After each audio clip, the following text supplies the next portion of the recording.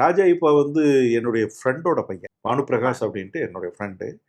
அவனை வச்சு நான் வந்து ஆரம்ப காலத்தில் ஸ்க்ரீனில் நாங்கள் ஒரே காலகட்டத்துக்குள்ளே இருந்த நடிகர்கள். பானுபிரகாஷ் வச்சு நான் டைரக்ட் பண்ணியிருக்கேன். அவன் என் ப்ராஜெக்டில் ஹீரோவை பண்ணியிருக்காப்புல. அப்படி என்னுடைய ஃப்ரெண்டோட பையன் திப்பு அப்படிங்கிறதுல ராஜா ஐயப்பன் எனக்கு தெரியவே தெரியாது.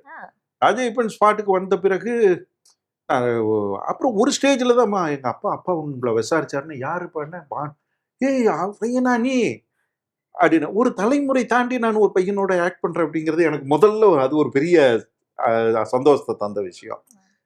ரெண்டாவது பிகினிங்ல உள்ள நுழையும் போது திப்பு கேரக்டரை அவன் உள்வாங்கிக்கிட்டதும் அப்புறம் அதுக்கு அடுத்தடுத்த ஸ்டேஜில் அவன் வந்து இம்ப்ரோவைஸ் பண்ணி தன்னை டெவலப் பண்ணிக்கிட்டது சூப்பர்.